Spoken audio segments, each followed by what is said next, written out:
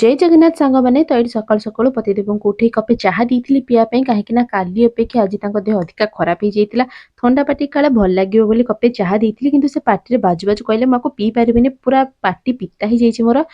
ତ ମେଡିସିନ ଖାଇବି ବୋଲି ଖାଲି ବାଧ୍ୟ ହୋଇ ଇଟିଲି ତରକାରୀ ଟିକେ ଖାଇଥିଲେ। ତାପରୁ ଖରାବେଳ ଆମ ପାଇଁ ଭାତ ଡାଲି ପୋଟଳ ଆଳୁ ଭଜା ଭାଜିଥିଲେ ଆଉ ତାଙ୍କ ପାଖରେ ଜଗିକି ବସି ଖାଉଥିଲେ। ଖାଇସାରିଲା ପରେ ଆସି ଦେଖିଲା ବେଳକୁ ତାଙ୍କ ଦେହ ଅଧିକା ତାତି ଯାଇଥିଲା। ସେଥିପାଇଁ ପାଣି ପଟି ଟିକେ ପକେଇଥିଲି, ତାଙ୍କ ହାତ ଟିକେ ପୋଛାପୋଛି ହେରିକା କରିଦେଇଥିଲି।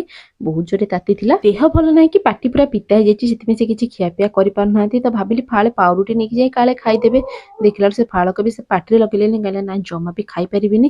ଉପରେ ସେ ଟିକେ ଚିଡି ଯାଇଥିଲେ କାହିଁକି ନା ଯୋଉ ମଣିଷଙ୍କର ଘରେ ଦେଖା ମିଳେନି, କାମରେ ଖାଲି ବ୍ୟସ୍ତ ରୁହନ୍ତି, ସେ ଘରେ 2 ଦିନ ହେଲା ସେମିତି ପଡିଛନ୍ତି। ସେଥିପାଇଁ ସେ ଚିଡଚିଡା ବି ହେଇଯାଇଛନ୍ତି। ରାତି ଖାଇବାରେ ତାଙ୍କ ପାଇଁ ଅଟା ଚକୁଳି କରିଦେଇଥିଲି, ସେଇଥିରୁ ଫାଳେ ଖାଇକି ମେଡିସିନ ଖାଇଥିଲେ। ଆଉ ଖାଉ ଖାଉ କହିଲେ ମୋ ମୁଣ୍ଡ ବିନ୍ଧା ଗୋଡ ହାତ ଘୋଳା ପ୍ରବଳ ହଉଛି।